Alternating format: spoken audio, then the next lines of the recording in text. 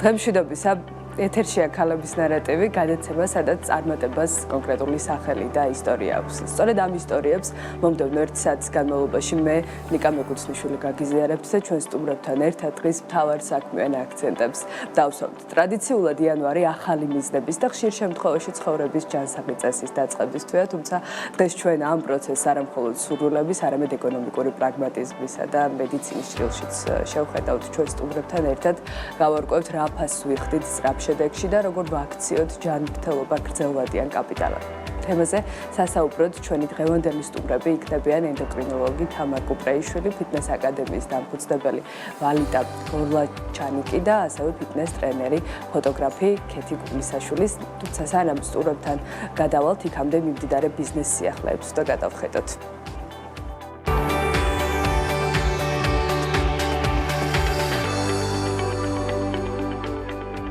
2025 წელს მსოფლიო ბანკის თანახმად საქართველოს ეკონომიკა 7%-ით გაიზარდა, 2026 წელს კი 5.5%-იანი ზრდა არის მოსალოდნელი ზრდის ეს პროგნოზი, მომთელი 5% პუნქტით უფრო მაღალია ვიდრე საქართველოს მთავრობის პროგნოზი, რადგან 2026 წლის ბიუჯეტი 5%-იან ზრდაზე არის დაგეგმილი.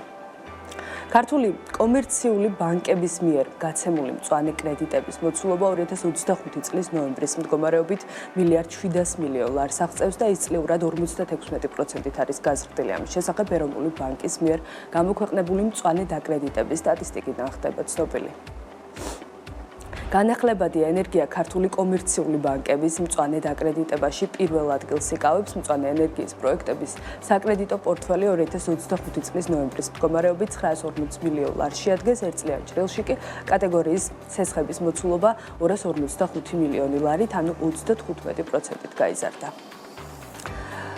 2025 წელს თბილისში ჯამურად 42,388 უძრავი ქონების ტრანზაქცია დაფიქსირდა, რამაც ღირებულებაში $3 მილიარდ 500 მილიონი შეადგინა, როგორც გალტენთაკარჩი აღნიშნავენ, წლის პირველ 4 თვეში არსებული შემცირების შემდეგ წელი სექტორისთვის როგორც ფასის, ისე გაყიდვების მხრივ პოზიტიური იყო.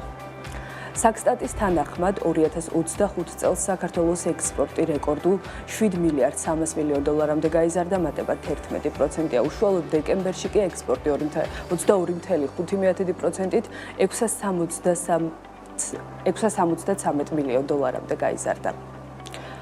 მასშტაბურმა კვლევამ აჩვენა, რომ როდესაც პაციენტები წონის კლების მედიკამენტების მიღებას წყვეტენ, წამლების დადებითი ეფექტი წონასა და ჯანმრთელობის სხვა მაჩვენებლებზე 2 წელზე ნაკლებ დროში ქრება. ამის შესახებ როიტერსი წერს, სპეციალისტთან გადავამოწმებთ ამ ინფორმაციას ენდოკრინოლოგი თამარ კუპრეიშვილი შემოგვეერთდება სულ რამდენიმე წუთში და მასთან ერთად გავშლით თემას და წონის კლების მედიკამენტების ეფექტიანობასთან ერთად ჯანსაღი ცხოვრებისა და სწორი კვების შესახებ მნიშვნელოვან დეტალებსაც გავაანალიზებთ. საჭირო რჩევებსაც მივიღებთ აუცილებლად.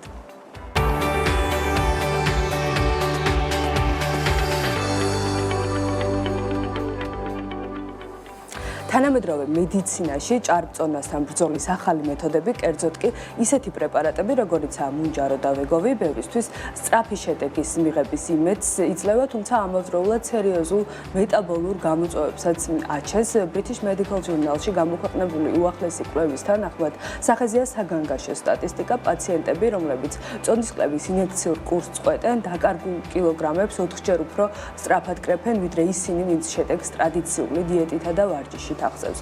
მონაცემები ცხადყოფს, რომ თუ კლასიკური მეთოდების შეწყვეტისას წონის მატება თვეში საშუალოდ 0.1 კილოგრამს შეადგენს, მედიკამენტური ჩარევის შეწყვეტის შემდეგ ეს მაჩვენებელი 0.8 კილოგრამამდე იზრდება. პრაქტიკულად ეს იმას ნიშნავს, რომ სულ რაღაც წელიწად ნახევარში პაციენტი საწყის ნიშნულს სრულად უბრუნდება. ეს ფენომენი არა ნებისყოფის სისუსტეს, არამედ ღრმა ბიოლოგიურ ცვლილებებს უკავშირდება. ექსპერტების განმარტებით, პრეპარატები ბუნებრივი ჰორმონის GLP-1-ის იმიტაციას ახდენენ და მისი დონის ხელოვნურად გაზრდას უზრუნველყოფენ, რაც მადას თრგუნავს, თუმცა წამლის მიწოდების უეცარი შეწყვეტისას ორგანიზმი შიმშილის ჩამრთველი აქტიურდება. საკუთარი ჰორმონის გამომუშავება დაქვეითებულია მგრძნობელობა, განახევრებული შედეგად კი პაციენტს დაუძლეველი მგლური შიმშილის გრძნობა ეუფლება. ფარმაცევტული კომპანიები და ექსპერტების ნაწილი ამ მოცემულობას სიმსუქნის, როგორც ქრონიკული დაავადების ბუნებით ხსნიან. მათი არგუმენტით, ისევე როგორც დიაბეტი, დიაბეტის ან ჰიპერტენზიის შემთხვევაში აქაც მკურნალობა მუდმივ შესაძლოა სამუდამო ხასიათს უნდა ატარებდეს. თუმცა ექიმები თანხმდებიან, რომ მხოლოდ ფარმაკოლოგიური ინტერვენცია ცხოვრების წესის ფუნდამენტური ცვლილების გარეშე მდგრად და გრძელვადიან შედეგს ვერ იძლევა. სწორედ ამიტომ სპეციალისტთა ნაწილი მედიკამენტურ ჩარევამდე გვირჩევს გავიაზროთ, რომ წამალი მხოლოდ დროებითი დამხმარე საშუალებაა, გრძელვადიანი ჯანმრთელობის გასაღები კი კვებითი ჩვევების მოწესრიგება და მეტაბოლიზმის ბუნებრივ რეგულაციაშია. სწორედ ამ ბიოლოგიურ მექანიზმებზე რისკების დაზღვევასა და რაც მთავარია, ჯანსაღი გზით წონის კლების სტრატეგიებზე სასაუბროდ ენდოკრინოლოგ თამარ კუპრეიშვილს ვუთმობთ ჩვენ საქმიან ეთერს, რომელიც გვერდდება ახლა პირდაპირ ეთერში. თამარ, ძალიან დიდი მადლობა თქვენი დროისთვის, სტუმრობისთვის და გადავხედეთ გლობალურ ბაზარს. საკმაოდ ასე ვთქვათ არასახარბიელო სტატისტიკაა სპეციალისტების მხრიდან არგუმენტაციით გამყარებული, რაც მოსდევს წონაში კლების მედიკამენტების გამოყენებას, რაც მათ შორის საქართველოში საკმაოდ აქტიურად გამოიყენება მსოფლიო მასშტაბით ოზემპიკიდან დაწყებული ვეგობით თუ აგერ მუნჯაროთი დამთავრებული ბუმი არ წყდება მოკლედ. აი ამის პარალელურად ფონზე და მინდა გკითხოთ, სად გადის ასე ვთქვათ ზღვარი გადაჭარბებით გამოყენებას შორის, სწორ გამოყენებას შორის და ასე ვთქვათ როგორ უნდა გავმიჯნოთ, როგორ უნდა გავიგოთ და გავიაზროთ რეალურად რა შედეგის მომტანი შეიძლება იყოს ეს პრეპარატები და რამდენად შეიძლება პირიქით უკვე ეფექტი მივიღოთ, დამაზიანებელი აღმოჩნდეს და როგორც ამ კვლევაში იყო აღნიშნული, პირიქით კილოგრამების მატება მოხდეს უფრო გრძელვადიან პერსპექტივაში თუ შევხედავთ. გესალმებით, მადლობა მოწვევისთვის, გილოცავთ შობა ახალ წელს, წარმატებულ წელს გისურვებთ. რაც შეეხება აქტუალურ თემას და საჭიროებას, წამლების ეს კლასი არის ძალიან საჭირო კლასი, ძალიან გვეხმარება წონის კლების პროცესში. მოქმედების მექანიზმი აქვს როგორი, ხო? ისინი ასტიმულირებენ ინსულინის გამოყოფას საკვების მიღების საფასურად. ანუ როდესაც სისხლში გლუკოზის დონე იზრდება, აქვეითებენ გლუკოზის წარმოქმნას ორგანიზმში, იმიტომ რომ ჩვენს ორგანიზმში ისეთ წარმოიქმნება გლუკოზა, ანელებენ კუჭის დაცლას და ეს ახანგრძლივებს დანაყრების შეგრძნებას და აქვს ცენტრალური მოქმედება, ცენტრალურ ნერვულ სისტემაზე მოქმედების გზით აქვეითებენ მადას. თქვენ როგორც აღნიშნეთ, წამლის შეწყვეტის შემდეგ წონაში იმატებენ, ხო? უნდა დაუკავშიროთ ამას, ამ წამალს აქვს ეფექტი, რომ დააქვეითოს მადა, მისი შეწყვეტის შემდეგ, რა თქმა უნდა, ვთქვათ, ეს ეფექტი არ მუშაობს. ანუ ერთჯერადად მუშაობს და ჩვენ არ უნდა გქონდეს იმის იმედი, რომ რაღაცა თუ მოხდა ერთხელ მათ შორის სწრაფი და უეცარი კლება, ეს შენარჩუნებას არ ექვემდებარება, ასე ვთქვათ. ეს არის ადამიანზე დამოკიდებული. თუ მოხდება იმ პერიოდის განმავლობაში კვებითი ჩვევების შეცვლა, იმ პერიოდის განმავლობაში, რაც ვიკეთებთ, თქვა, ოზემპიქს ვიყენებთ, ვეგოს ვიყენებთ თუ მუნჯაროს, თუ მოხდება კვებითი ჩვევების შეცვლა, ასეთ შემთხვევაში წონის კლების ეფექტი შენარჩუნდება. მაგრამ თუ შეწყვეტის შემდეგ უბრუნდებით ძველ ცხოვრების წესს, რა თქმა უნდა, წონა გვიბრუნდება. კი ბატონო, მზარდია საკმაოდ თამარ გამოყენების სტატისტიკა საქართველოშიც მათ შორის და მათ შორის თვითნებურად გამოყენების შემთხვევებიც. აი აქ რა რისკზე მივდივართ, როდესაც ექიმთან კონსულტაციის გარეშე, სრულფასოვნად ორგანიზმის გამოკვლევის გარეშე ვწყვეთ, რომ მოდი რაღაცა ჩემზეც რა უარყოფით შედეგი ექნება, რა თქმა უნდა, ეს საჭირო შედეგს მომცემს და რატო არ უნდა გამოვიყენო. კი ბატონო. თვითნებურად გამოყენება, რა თქმა უნდა, დაუშვებელია. პირველ რიგში, როცა ვნიშნავთ და როცა ვიღებთ ამ ტიპის წამალს, უნდა ვიცოდეთ, რომ გარკვეული წესები უნდა დავიცვათ. ზოგიერთ შემთხვევაში ადამიანები იწყებენ ან ვეგოვის მიღებას, ან ოზემპიკის და გონიათ, რომ უნდა იშიმშილონ. შიმშილობა შეიძლება კატეგორიულად. გვერდითი მოვლენები, რომლებიც ვითარდება ამ დროს, ხო? გულისრევა, ღებინება, სისუსტე, დაღლილობა, თავის ტკივილი დაკავშირებულია იმასთან, რომ ადამიანი პრაქტიკულად საკვებს არ იღებს. როგორც წესი, დიდხანს ამას ისედაც ვერ უძლებს ადამიანი. ამიტომ ძალიან მნიშვნელოვანია, რომ კვება იყოს რაციონალური, დაბალანსებული. აუცილებლად რაციონში უნდა იყოს ჩართული ცილოვანი პროდუქტები, ხილი, ბოსტნეული, მარცვლოვნები, თხილეული. აუცილებელია ფიზიკური აქტივობაც, იმიტომ რომ აქვს ამ წამალს ესეთი საფრთხე, რომ შეიძლება კუნთოვანი მასაც დაიკარგოს, ანუ ცხიმისთვის გარდა შეიძლება კუნთის დაშლაც მოხდეს. ამიტომ ძალიან მნიშვნელოვანია, რომ ფიზიკური აქტივობა იყოს ჩართული. მთელი რიგი წესები არის გასათვალისწინებელი ამ წამლის მიღების დროს. არის შემთხვევები, როცა არ უნდა დავნიშნოთ ეს წამალი და რა თქმა უნდა აუცილებელია ექიმის მეთვალყურეობა. თამარ, ამის პარალელურად აქტუალური თემა, რომელიც განსაკუთრებით იანვარში გამოიხატება ხოლმე საზოგადოების მხრიდან არის როგორ დავიკლოთ წონაში, როგორ დავბრუნდეთ ფორმაში დღესასწაულების შემდეგ და დარწმუნებული ვარ ძალიან ბევრი ადამიანი მოგმართავთ თქვენს ამ კითხვებით. მათ შორის ბევრი ირჩევს ხოლმე რაღაცა რადიკალურ მიდგომას და მოდი დღეს ბევრს შევჭამ, რაღაცა ეს პერიოდი ჩვენთან კიდევ გრძელდება, ახალი წლის პერიოდი და შემდეგ რაღაცა მოდი ერთიანად დავიწყებ და გადავალ აი მაწონზე ვიქნები ხაჭოზე და ასე შემდეგ.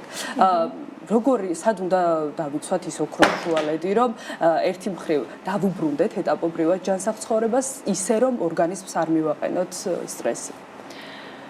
დღესასწაულების შემდეგ და ჩვენთან ეს დაახლოებით 2 კვირა გრძელდება. რამდენიმე ახალი წელი გვაქვს და ასე შემდეგ. ადამიანები დგებიან სასწორზე, აღმოაჩენენ ზედმეტ კილოგრამებს და მერე იღებენ გადაწყვეტილებას, რომ სასწრაფოდ განთავისუფლდნენ ამ ჭარბი კილოგრამებისგან და მიმართავენ მკვეთ შეზღუდვებს, ზოგჯერ შიმშილობამდეც კი.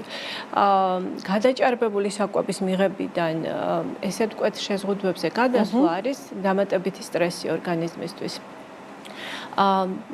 გარდა იმისა, რომ ჭარბად იღებს საკვები ხშირად, ხო, სადღესასწაულო დღეებში. გარდა ამისა, ჯერადობა არის ხშირად დარღვეული, ადამიანი იღებს საკვებს უწესრიგოდ და ბევრს. ამიტომ პირველ რიგში დავიწყოთ ჯერადობის მოწესრიგებით. ანუ მივიღოთ საკვები დღეში 4-ჯერ 60 საათიანი ინტერვალებით, ჩავრთოთ რაციონში ხილი, ბოსტნეული, ცილოვანი პროდუქტები, მარცვლოვნები, თხილეული, მივიღოთ წყალი საკმარისი რაოდენობით, აუცილებლად ჩავრთოთ ფიზიკური აქტივობა. ამ დღესასწაულის დროს გარდა კვებისა ძილიც ირღვევა, ხო? მოუწესრიგებელი ძილი პირდაპირ კავშირშია წონის მატებასთან. ამიტომ მოვაწესრიგოთ ძილი, დასრულ ადამიანს 7-9 საათი სჭირდება როგორც წესი. დღეღამის განმავლობაში, როცა ძილი არის არასრულფასოვანი, სისხლში მატულობს გლუკოზის დონე, მატულობს ინსულინ რეზისტენტობა, კორტიზოლის დონე, მატულობს იმ ჰორმონის დონე, რომელიც დაკავშირებულია შიმშილის შექმნებასთან, ანუ გრელინის დონე და ქვეითდება ჰორმონის დონე, რომელიც დაკავშირებულია დანაყრებასთან, ანუ ლეპტინის დონე.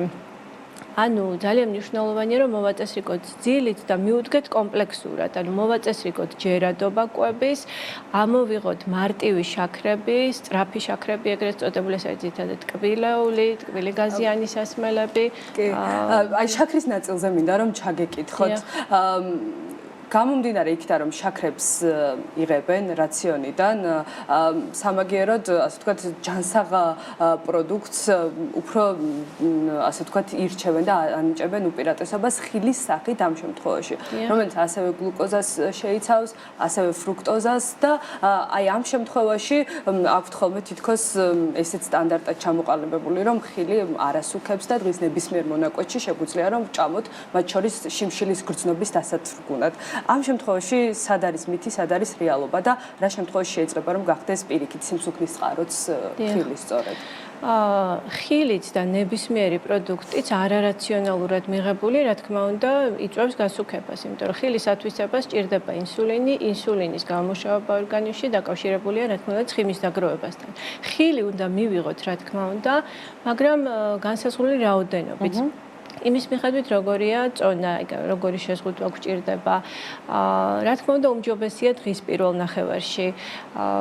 თუმცა ხილის ჩართვა რაციონში არის აუცილებელი, იმიტომ რომ არის მიკროელემენტების, ვიტამინების, მინერალების ძალიან საჭირო წყარო.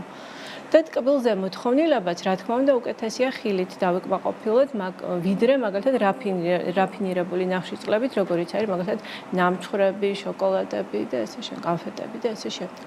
ცილები, ცხიმები, ნახშირწყლების პროპორციაც როგორ უნდა განსაზღვროთ სწორად და ზუსტად და აქ რა შეცდომებს უშვებთ ხოლმე ძირითადად? ესეც არის ძალიან ინდივიდუალური, ძალიან პოპულარულია მაგალითად კეტოგენურ დიეტას მიმართავენ ხშირად. ეს კეტოგენური დიეტა განსაკუთრებით არის ცხიმით დატვირთული, იღებენ ხოლმე სადღაც 55-60% ცხიმს, 30-35% ცილა არის ხოლმე და სადღაც 10%-ამდე 5-10% გამოდის ნახშირწყალი. ეს არ ქმნის ქოლესტერინის მატების რისკს? რამდენად შეიძლება რომ გრძელვადიან პერსპექტივაში, კი ბატონო, გრძელვადიან პერსპექტივაში ღვიძლის გაცხიმოვნება, კი ბატონო, ნაჯერი ცხიმების რაოდენობა იზრდება ორგანიზმში, უბრალოდ ეს პოპულარულია, იმიტომ რომ ეფექტი არის სწრაფი. თუმცა ამ შემთხვევაშიც კეტოგენური დიეტის შეწყვეტის შემდეგაც წონის დაბრუნება ხდება ხოლმე სწრაფად.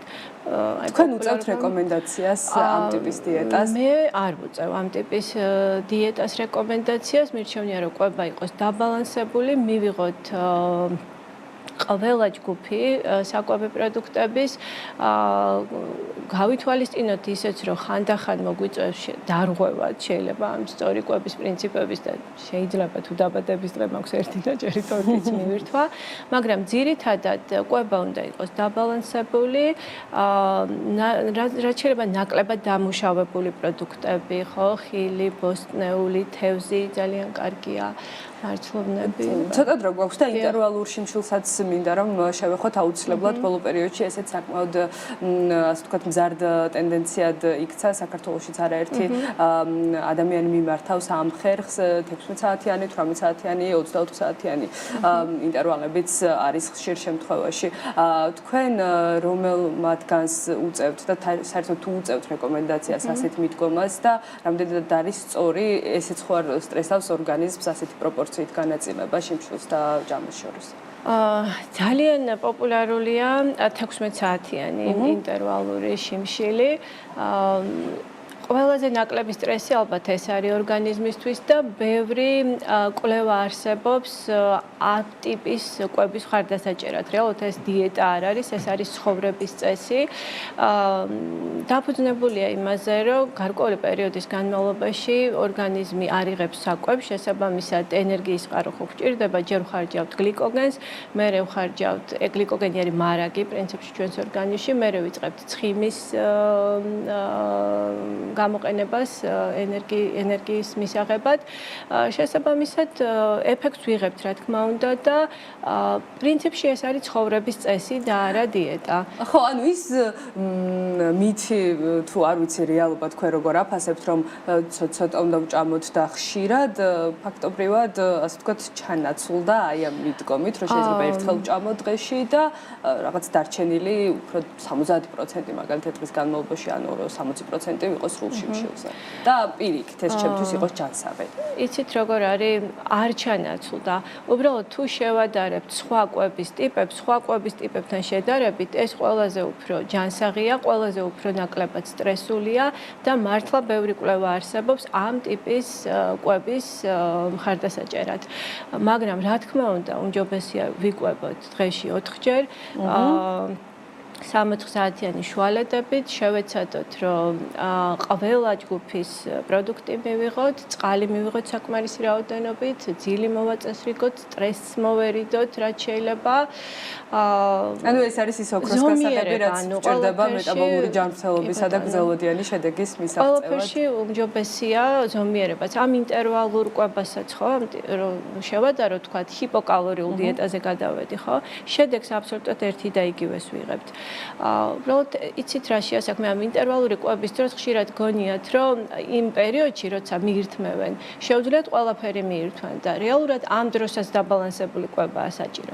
იმიტომ რომ თუ ამ დროს მივიღებ ჭარბკალორიებს, რა დროს მივიღებ ჭარბკალორიებს, არა აქვს მნიშვნელობა და ამ დროსაც მნიშვნელოვანია, რომ საკვები იყოს ჯანსაღი, ცილა, პარკოსნები, ბოსტნეული, ყველა პროდუქტი ზომიერი რაოდენობით. კი ბატონო, ძალიან დიდი მადლობა, ქალბატონო თამარ. ძალიან საინტერესო, საჭირო, სწორი რეკომენდაციებისთვის, რაც დარწმუნებული ვარ, ძალიან გამოადგება ჩვენს მაყურებელსაც, განსაკუთრებით იმ პერიოდში, როდესაც დღესასწაულები უკვე დასრულდა, მათ შორის გაგრძელებულიც და ყველანაირი ახალი წელიც უკვე მიწურულია და შესაბამისად სრულიად მზად ვართ იმისთვის, რომ ახალი სტარტი ჯანსაღად დავიწყოთ 2026 წლის. მადლობა თამარს ტრადიციულად საინტერესო აქცენტებისთვის და ანალიზისთვის. ენდოკრინოლოგი თამარ კუპრეიშვილი იყო ჩვენთან ერთად.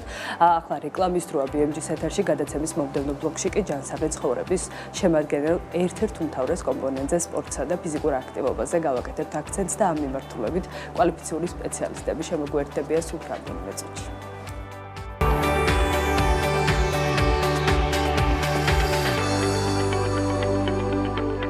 საქართველოში ფიტნეს ინდუსტრია უკვე დიდი ხანია გასცდა უბრალოდ ვარჯიშის ცნებას და სერიოზულ ბიზნეს ეკოსისტემად ჩამოყალიბდა. თუმცა აქაც არის ერთი კვალიფიკაციის პრობლემა, რაზეც საუბრობენ სპეციალისტებიც, ვის უნდა ანდოთ თქვენი ჯანმრთელობა და როგორ ვაქციოთ ფიტნესი პროფესიად. ამ თემაზე სასაუბროდ მოვიწვიეთ სპორტსმენი და საქართველოში პირველი ფიტნეს აკადემიის დამფუძნებელი ვალიდა გორელჩანიკი, რომელიც გვიერთდება ახლა პირდაპირ ეთერში და მასთან ერთად განვაგრძობ საუბარს. გამარჯობა ვალიდა.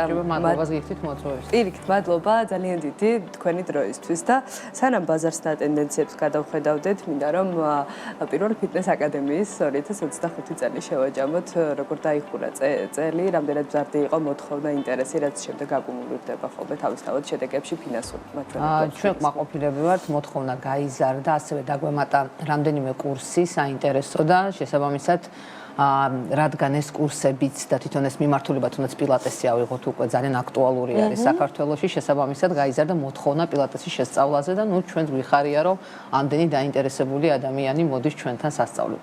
რა არის ის მთავარი ხარისხის ნიშა, რაც გიჭირავთ, რაც ამკვიდრებს აკადემია? ევროპული სტანდარტები, რომელსაც ჩვენ ვეკნობით. ევროპული სტანდარტები, როგორც ხდება, რომ მწვრთნელმა ეტაპობრივად უნდა გაიაროს სხვადასხვა კვალიფიკაციების მოსაპოვებლად რაღაც ეტაპები, ხო, დაუშვათ სწავლის მიმართულებით. ზუსტად იმ სტანდარტებში ვჯდებით, რაც ყოველ შემთხვევაში იმ ხარისხის დაჭერას გვინარჩუნებს იმ ხარისხს, რომელიც თუნდაც საზღვარგარეთ არის აუცილებელი იმისთვის, რომ ადამიანი დასაქმდეს პირობითად, რომ ჩავიდეს ჩვენი სერტიფიკატით, ხო? და თქვას, რომ პირობითად ჩვენ გავიარეთ აი ეს სასწავლო პროგრამა, იქ არ ექნებათ კითხვები, თუ რამდენად კვალიფიციური არის, რამდენად შეესაბამება მისი კვალიფიკაცია იმ დონეს, რომელსაც ის წარადგენს. ძირითადად რა მიმართულებებზე კეთდება მთავარი აქცენტი მომხმარებლის მხრიდან, ვარჯიშის რა სახეობებს ირჩევენ და უფრო ეს ტენდენციას მიყვებიან თუ აქვთ უკვე ცნობიერება იმ დონეზე გაზრდილი, რომ იციან მათ სხეულს რა სჭირდება.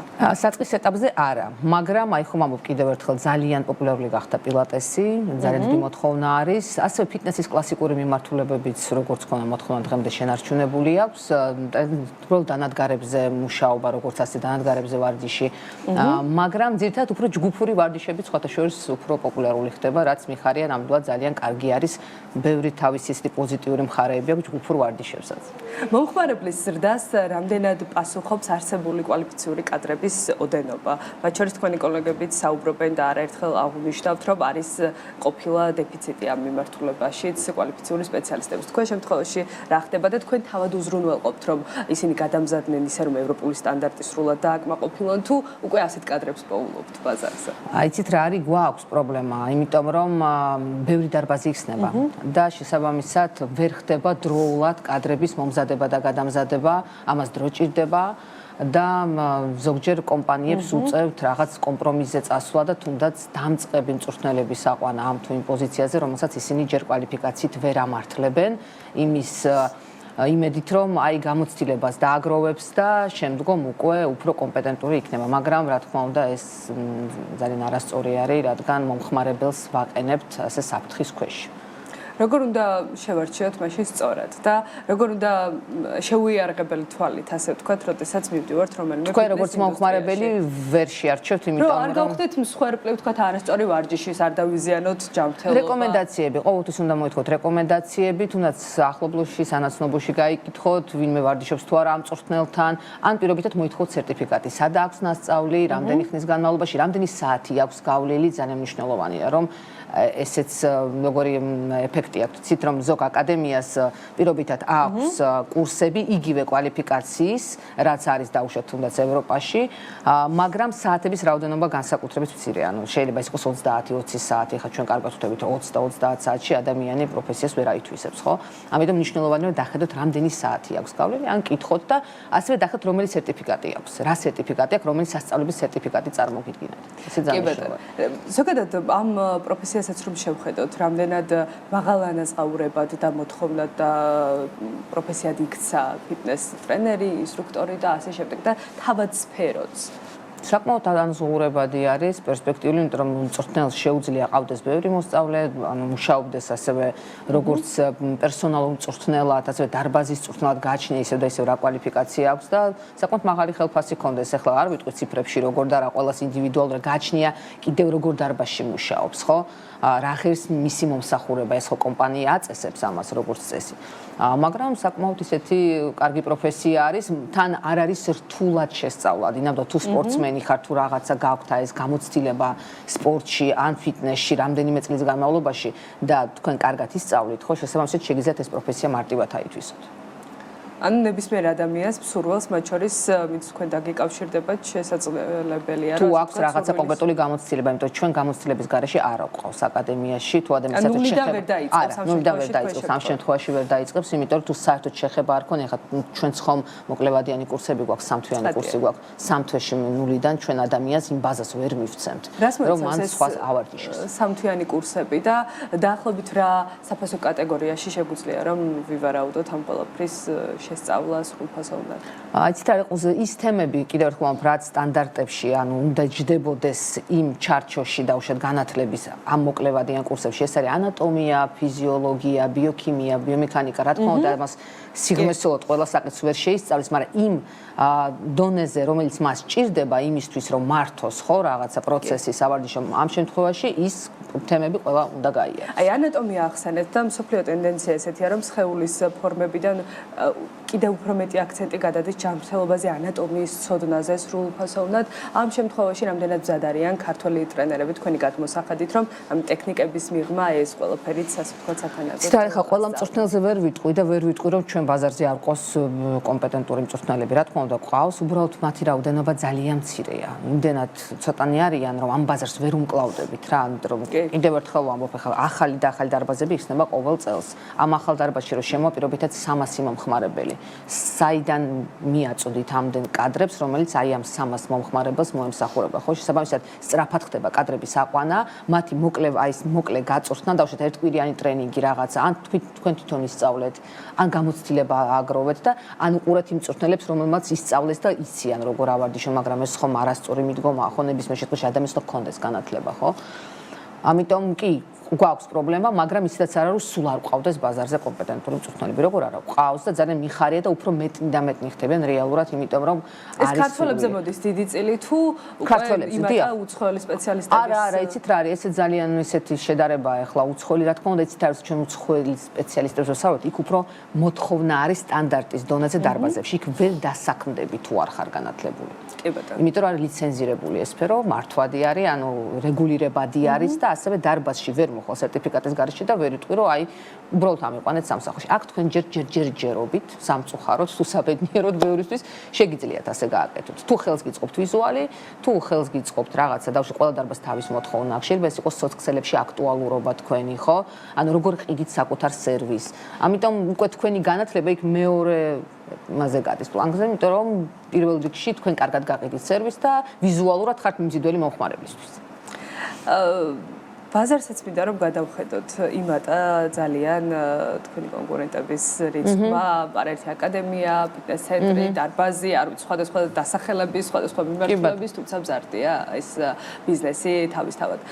რამდენად ჯანსაღ კონკურენციას ხედავთ დღეს საქართველოში? მოდით ვთქვათ, რომ ჩვენ პრინციპში საქართველოში ბიზნეს სექტორში ჯანსაღი კონკურენცია. ესეთი ცოტა არ ვიცით რა არის ჯანსაღი კონკურენცია, იმიტომ რომ ჩვენ მაინც ქართველები ცოტა სხვანაირად ვართ მოწყობილები და სწრაფები ვართ და მაინც სხვანაირად ხასიათში გვიდეს ეს კონკურენცია სხვანაირად, მაგრამ მოდით გეტყვით ასე, რომ არის ის დარბაზები და ის ფიტნეს აკადემიები, თუ ახლა რატო ვთქვი დარბაზები, რომ ბევრ დარბაზს აქვს გაკეთებული ფიტნეს აკადემია, რომლებიც ცდილობენ, რომ ნამდვილად სახელწოდებაზე ამიტომ გავაკეთე მეც ნამდვილად ცდილობენ, რომ კი ჯანსაღად შემოვიდნენ კონკურენციაში და ცდილობენ ხარისხი, რომ აი ჩვენგან აიღონ მაგალითი და აამაღლონ თავიანთი ხარისხი და არა ის, რომ უბრალოდ რაღაცა ჩვენი ლანძღვით გამოვიდნენ კარგები. არიან ისეთებიც, რომლებიც ჩვენი ლანძღვით ცდილობენ საკუთარი თავის ამაღლებას. თუმცა ხა იცით რა არის პირველი ფიტნეს აკადემია, ეს ხომ არ არის უბრალოდ დასახელება, ეს უკვე არის ბრენდი, რომელმაც დაიწყო სტანდარტები შემოიტანა საქართველოში ევროპული, ხო? ეს არ არის უბრალოდ ფიტნეს აკადემია, ეს აკადემია, რომლის უკანაც დგას ძალიან სერიოზული ორგანიზაციები და ასევე ჩვენ ყავს ძალიან ბევრი კვალიფიციური მენტორი. ესე ძალიან მნიშვნელოვანია, იმიტომ რომ კარგად ვიცით, რომ ბიზნესის გახსნა დღეს პრობლემა არ არის საქართველოში, მაგრამ ხარისხი ძალიან რთული არის ხარისხის მიღწევა, იმიტომ რომ ადამიანური რესურსის პრობლემაც გვაქვს ასევე, იმიტომ რომ ბევრი ხანი, ბევრი წელი დამჭირდა იმისთვის, რომ ეს გუნდი შემეკრა. იმიტომ არ მგონია ეს კონკურენციას ჩვენ უბრალოდ მე მიხარია ნებისმიერ შემთხვევაში, რომ იხსნება აკადემიები და არის ინტერესი სწავლისადმი. აი ეს არის ძალიან მნიშვნელოვანი და იქ უკვე მომხმარებელი თვითონ ამოირჩევს. თვითონ ხედავს საწავი და სად არა. და კულმინაცია მინდა რომ შეჯამება იყოს და გეგმები 2026-ის რაც გაქვთ უკვე დღის წესრიგში გაწერილი, მათ შორის გრძელვადიან პერსპექტივაშიც როგორ უყურებთ აკადემიის განვითარებას.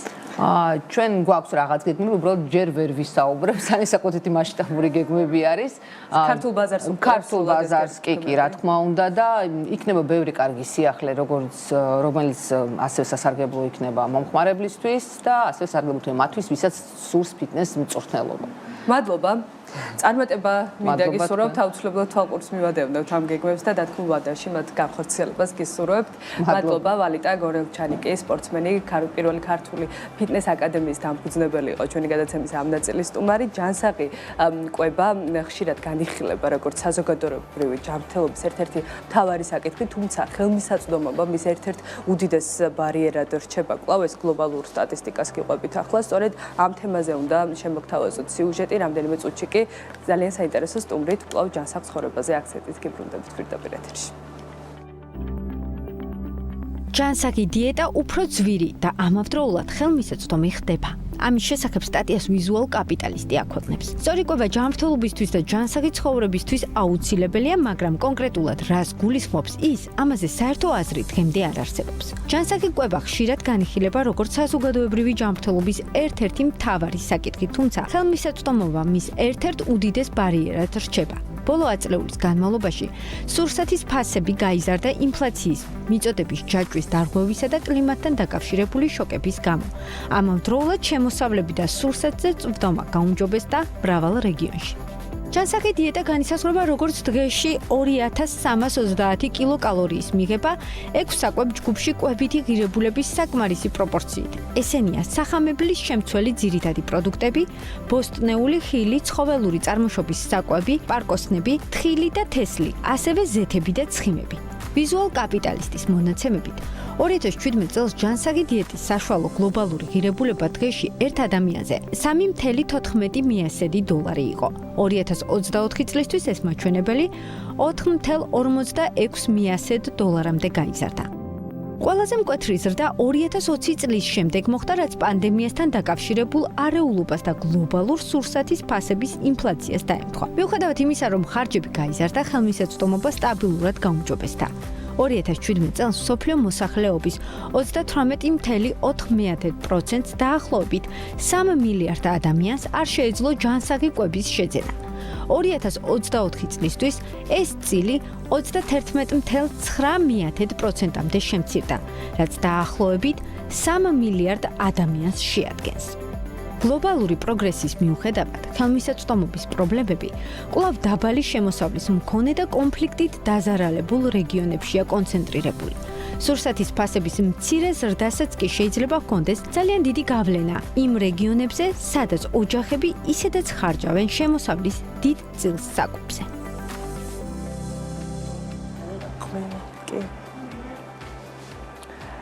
ჯანსაღი ცხოვრება არ არის მხოლოდ კალორიების ცვლა, ეს ესთეტიკაც არის, როგორ უკავშირდება ერთმანეთს ობიექტივი და ჰანტელი. ჩვენი შემდეგი სტუმარი ახერხებს, რომ ადამიანებს არა მხოლოდ სხეულის ფორმები შეაცვლებინოს, არამედ საკუთარი თავი სულ სხვა რაკურსითაც დაანახოს. ფიტნეს ტრენერი და ფოტოგრაფი კეთი გურლისაშვილი გვერდდება ახლა და ხელოვნებას სპორტთან ერთად, სწორედ მასთან ერთად დავასინქრონებთ. კეთო, სალამი. მადლობა ძალიან დიდი შენ დროისთვის და სტუმრობისთვის და ორი თითქოს ერთი შეხედვით რაღაც კარდინალურად განსხვავებული პროფესია, რომელსაც შენ აერთიანებ და ორივე მათგანს მინდა რომ შევეხო, თუმცა მეტი აქცენტი ცხადია გვექნება ჯანსაღ ცხოვრებაზე ჩვენი დღევანდელი გადაცემის სპეციფიკიდან და თემიდან გამომდინარე. ეს ორი ნიუანსი, ასე ვთქვათ, ფოტოგრაფის თვალი ერთი მხრივ რამდენად მუშაობს უკვე ფიტნეს ინდუსტრიაში და რამდენად გეხმარება ეს შენი ხედვა ისევ და ისევ იმიტომ რომ დეტალებზე ხარ ორიენტირებული სფეროდან გამომდინარე რომ ადამიანში სწორედ დაინახო აღიქვა საერთოდ სხეულის დეფექტი, სადაც სჭირდება მეტი მუშაობა რა მიმართულებით. აი ეს ბალანსი როგორ მუშაობს და როგორია შედეგები შემთხვევაში ამ თვალსაზრისით. გამარჯობა, ნიკოლა. ძალიან დიდი მადლობა მოწვევისთვის და დაპატიჟებისთვის. ძალიან საინტერესო თემა გაქვთ. მე როგორც ფოტოგრაფი ვერ ვიტყოდი, რომ ძალიან დიდ კავშირს ხედავ ფოტოგრაფია მეხმარებოდეს მაგალითად რომ დავინახო ადამიანის სწორად ვარჯიშობს თუ არ ვარჯიშობს, იმიტომ რომ ვიტყოდი რომ უფრო ცალკესფერო არის, იმიტომ რომ როდესაც შენ სწავლობ ვარჯიშს, როდესაც შენ ვარჯიშობ და როდესაც მე ეხმარები სხვა ადამიანებს რომ ივარჯიშონ, სხვანაირად ხედავ, მაინც უკვე იცი რას აკეთებს სწორად, რას არ აკეთებს სწორად და ამიტომ მაინც დიდ კავშირს ესე ვერ ვხედავ. ანუ აბსოლუტურად შეგვიძლია რომ გავბიჯდეთ და ორივეზე საერთოდ სხვადასხვა ამბავი არის. კი ბატონო. მრავალწლიანი გამოცდილება გაქვს ფოტოგრაფიაში. პარალელურად აი ბოლო წლებში შემოიჭრა ფიტნესიც და ძალიან აქტიურად, საკმაოდ მათ შორის მრავალ კომპანიასთან თანამშრომლობით და არაერთი ტრენინგით თუ ასე თქვა სხვადასხვა სპეციფიკით იმუშავე უკვე დააგროვე ცოდნა და გამოცდილება ამ მხრივ. რატომ დაინტერესდი ამ სფეროთი, როდესაც ქონდა უკვე შენი საქმე და საკმაოდ ისეთი დაკავებული მუდმივად არაერთი გადაღების რეჟიმში ყოფილიყავ. კი, ცოტა ძალიან უკნიდან რომ დავიწყო. როდესაც ჩავაბარე უნივერსიტეტში, ჩავაბარე იურიდიულზე, ვისწავლე. ძალიან მალევე მივხვდი, რომ არ იყო ჩემი. და მალევე დავიწყე ფოტოგრაფია და საკმაოდ ბევრი წელია უკვე ალბათ 8-9 წელი ამ საქმეს ვაკეთებ. მაგრამ ბავშვობაში ვიყავი ძალიან აქტიური, მიყვარდა სპორტული ნებისმიერი აქტივობა, რაც შეიძლება და რომ ჩემ ასაკში მეკეთებინა. და პანდემიის დროს დავიწყე მე უკვე აქტიურად ვარჯიში. პანდემია დამეხმარა მაგაში, იმიტომ რომ ცოტა ცუდი პერიოდი იყო, იმიტომ რომ ვერაფერს ვერ აკეთებდი.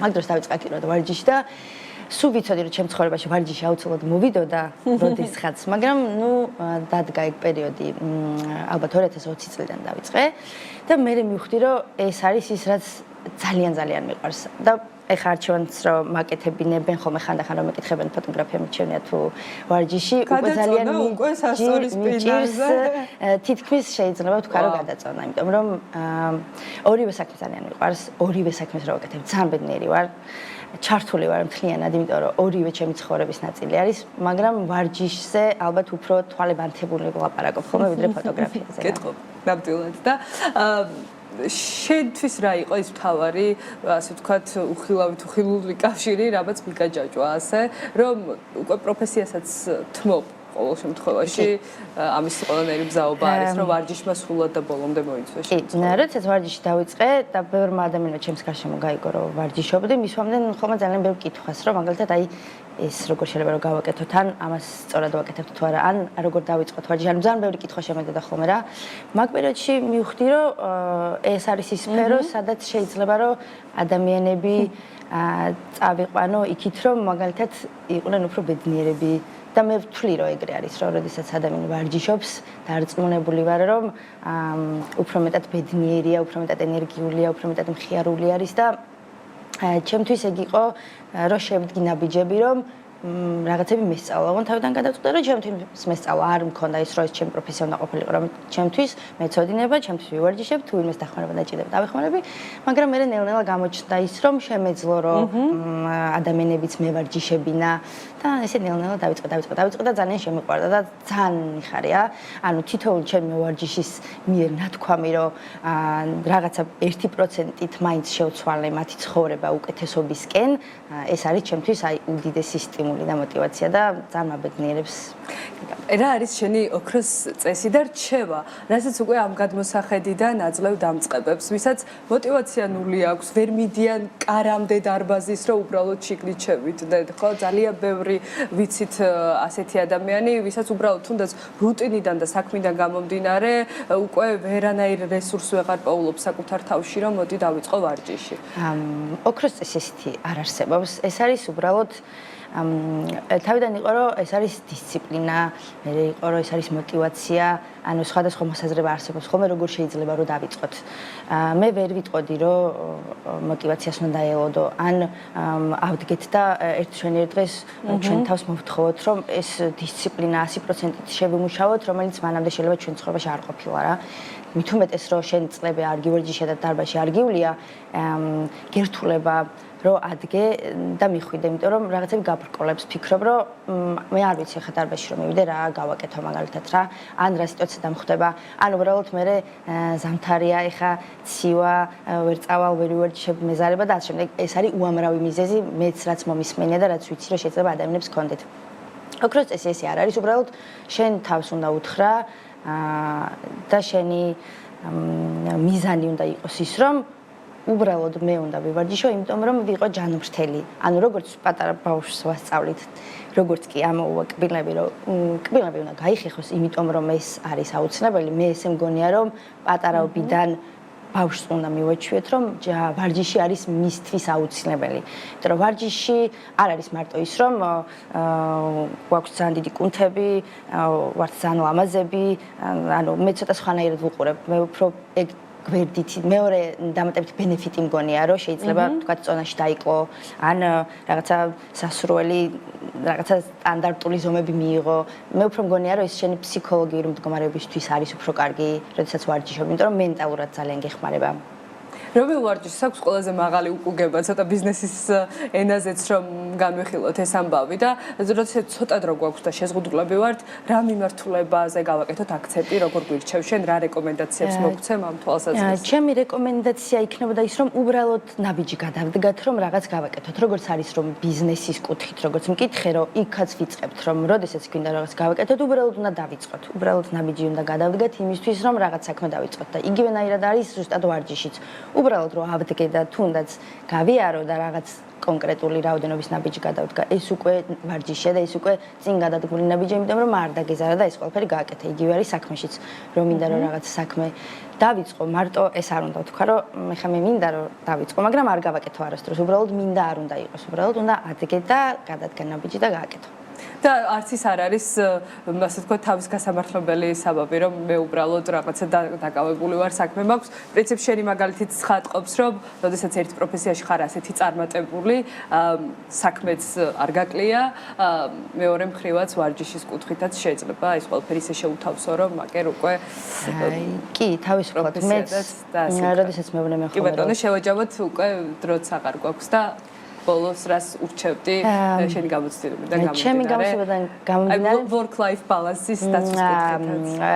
პრიორიტეტი არის შენ რა გირჩევნია, როგორ გირჩევნია, რომ როდესაც ასაკში შევალთ, თუ შევალთ და რომ შევალთ, როგორ გირჩევნია, რომ იყო აქტიური, ჯანმრთელი, შეგეძლოს რომ ისეირნო, იმოგზაურო, იარო რაღაცები აკეთო, თუ უბრალოდ ქონდეს ჯანმრთელობის პრობლემა, არ შეგეძლოს სიარული, ცოტა გიჭირდეს, სხვა ადამიანი გეხმარებოდეს, ანუ უფრო ფიქრობ, რომ ჯანმრთელობის კუთხით უნდა უყურო და ალბათ პრიორიტეტი უნდა იყოს შენთვის ის, რომ წინა პლანზე წამოიყვანო დროის მიუხედავად ვარჯიში. მადლობა, ძალიან დიდი მადლობა ქეთის საინტერესო რჩევებისთვის და რეკომენდაციებისთვის. ფიტნეს ტრენერი ქეთი გულისაშვილი, ფოტოგრაფი, ამავე დროს იყო ჩვენი გადაცემის ბოლო ნაწილის სტუმარი, ასეთი იყო დღევანდელი ქალების ნარატივი, ჯანსაღ ცხოვრებაზე ფოკუსით და გახსოვდეთ, რომ ჯანმრთელობა არის ის ყველაზე მყარი ვალუტა, რომელიც სწორად მართვის პირობებში ინფლაციას ნამდვილად არ ექვემდებარება. ჩვენ ერთმანეთს ხვალ შევხვდებით ისევ ამ დროს 11:30 და 30 წუთზე.